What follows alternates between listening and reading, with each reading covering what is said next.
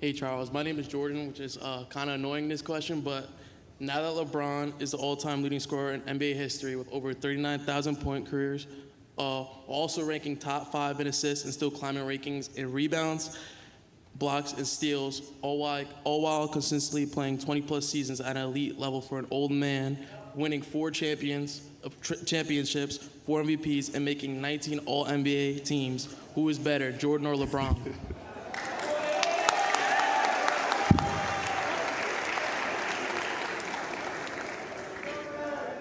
You know, those are some incredible stats. They are. Those are some incredible stats.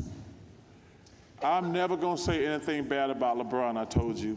I think he's the 3rd best player I've ever seen play after Michael and Kobe. And it's just basketball. At the end of the day, it's just basketball. No, because when I play hard all the time. You know, there's no turn it on here, turn it off here. It's just 110% at all. Artis Gilmore told me one time, he played for Chicago, he said, if you expect to play a long time in this league, you better quit mopping up the floor. And I thought, well, he's crazy because that's what basketball is all about. Bird takes it away from Wilkins, goes to the floor and gets it. Gets it up ahead. Larry Bird once had a veteran pull him aside and say he needed to slow down, protect his body. Think long-term, stop playing like every night was Game 7. Bird's answer? That tells you everything about why the GOAT debate flips when you ask the guys who actually battled in that era.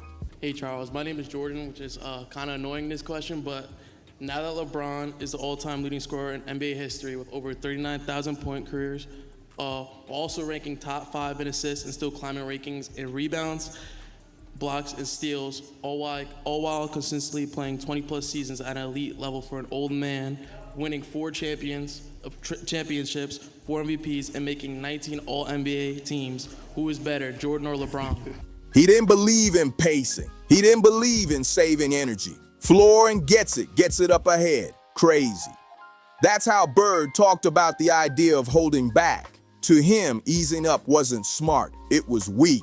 Fast forward decades later, and a hardcore LeBron James supporter walks up to Charles Barkley loaded with stats like ammunition. He's ready to end the debate with numbers alone. 40,000 points, 22 seasons, 4 championships, 19 All-NBA selections. On paper, it looks untouchable. But here's what he didn't get. The legends who built this league don't measure greatness with spreadsheets. They measure it with impact, fear, sacrifice, and what it cost you to dominate. Bird wasn't even there for that exchange. He never heard the argument. He never replied. But everything he stood for destroys the longevity angle, piece by piece.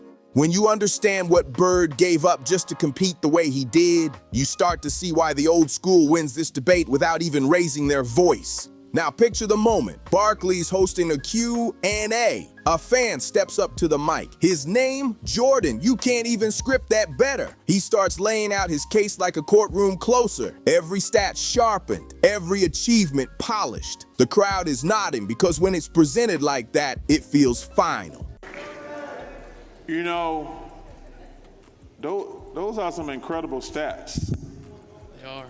Those are some incredible stats. I'm never going to say anything bad about LeBron, I told you. I think he's the 3rd best player I've ever seen play after Michael and Kobe. How do you argue against the all-time leading scorer who's also top 5 in assists with over 2 decades of elite play? Barkley lets him finish. Calm. Then he drops it. 3rd best I've ever seen. Not 1st, not 2nd, 3rd. And just like that, Barkley begins dismantling the entire counting stat foundation the fan had memorized. Brick by brick. This is the part of the debate the stat warriors hate touching. LeBron came into the league at 18. Michael Jordan didn't. Jordan spent 3 years at North Carolina before ever stepping on an NBA court. That gave LeBron a serious head start in raw totals from day one. Every point, rebound, and assist in LeBron's career includes 3 full NBA seasons Jordan never even had the chance to rack up. When Barkley shifted the focus from total accumulation to equal opportunity, the whole argument flipped fast. Same number of games, 5,000 more points. That's not a tiny difference. That's multiple all-star level seasons worth of scoring. Suddenly, the all-time scoring crown doesn't look so automatic once you factor in that early jump. But here's where the spreadsheet crowd goes quiet. It's just different eras. I love LeBron. I'm not going to say anything bad about him. He didn't go to college for 3 years.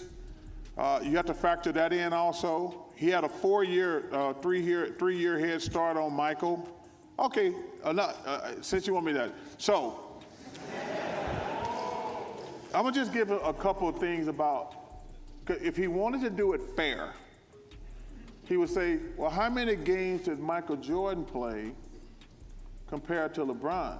Totals don't show what a player sacrificed to compete the way they did. Bird played 13 seasons, not 22. 13. In that stretch, he won 3 titles, 3 straight MVPs, and 2 finals MVPs while turning Boston into the powerhouse of the 80s. And he did it while his back was breaking down so badly he feared long-term damage. That wasn't drama, that was reality. Stats will never measure what it cost him to stay on that floor. Every regular season game mattered to him. Not just the playoffs, not just the primetime matchups. Every single night was personal. Bird stepped onto the court believing he had to prove he was the best player in the building. And he knew that mindset was wrecking his body. He admitted it. He just couldn't compete any other way. When artist Gilmore warned him early on that his style would shorten his career, Bird didn't hesitate. 4 words: I can't play any other way. And actually, if you look at the numbers, Michael actually had 5,000 more points in his career, same number of games. 5,000, which is 2.5 NBA seasons. His back problem started in 1985 after shoveling gravel to build a driveway for his mother. Something gave out. That injury followed him for the rest of his career and long after retirement. Before games in his final seasons, Bird needed nearly an hour on a stationary bike just to loosen his back enough to move. Teammates watched him pedal through pain before playoff battles against Detroit, pushing through discomfort that would have shut most players down for good. Bird admitted what ran through his mind every time he stepped on the floor. Every time I would play, I was wondering if I was going to be in a wheelchair. Let that sink in. What do you think of when you hear the term load management thrown around? It shouldn't be needed, first and foremost. You know, I never wanted to miss a game because it was an opportunity to prove. The fans are there to watch me play. I want to impress that guy. He was risking his ability to walk later in life, and he still laced up, not for a contract, not for money. He played because sitting out wasn't in his DNA. In his first 9 seasons, Bird missed just 21 games out of 738. That's a 97% availability rate while dealing with constant back pain. Modern medical staffs would panic seeing that workload today. And this ties into something bigger. Recently, Michael Jordan spoke on NBC about today's game. And what he said backed up everything Bird's career stood for. Michael Jordan said it straight. Load management shouldn't exist. That's his stance. Every game meant something, not just for pride, but for the people watching. Jordan talked about the fans sitting in the upper deck who saved money for months just to see him live. Taking a night off? That meant disappointing them. No switch to cruise mode. No coasting through random January games to save energy for May. Same fire every night, no matter who was on the other side. That's the same code Larry Bird lived by. No, because when I play hard all the time. You know, there's no turn it on here, turn it off here. It's just 110% at all. Even when doctors warned him about long-term damage, he refused to sit. Same mindset, same refusal to fold. True competitors don't clock out because their body feels sore. Bird didn't hold back when players started talking about being tired either. He pointed out that today's game has more built-in breaks than ever before. TV timeouts, mandatory stoppages, extra rest all over the place. His view was simple. With that much downtime, going back-to-back shouldn't be a crisis. A full game is 48 minutes, and nobody even plays the whole thing anymore. Back in 1987, Bird was averaging 40 minutes a night while dragging around a back that barely worked. When someone questioned the workload, he fired back with 3 words. Minutes don't mean nothing. Think about that. He was grinding through serious pain, and his reaction to concerns was a shrug. That's not just toughness. That's a totally different standard for what the job demands. I twist my ankle, and I had a teammate, David Greenwood. He says, you twist your ankle, young fella, come over and sit with me. This is, you need to. I said, no, man, I'm trying to make a name for myself. There's no way I can sit. I need to get out there and show what I'm capable of. I want to play, I want to win. Then Barkley took it even further, how these stars built their titles. Bird stayed in Boston his entire career. The Boston Celtics drafted him, and he never bailed when the Philadelphia 76ers and Los Angeles Lakers were knocking him out of the playoffs. In his early years, Larry Bird wasn't plotting which stars he could team up with. He wasn't mapping out super squads. He stayed put and focused on beating whoever stood in front of him with the roster he had.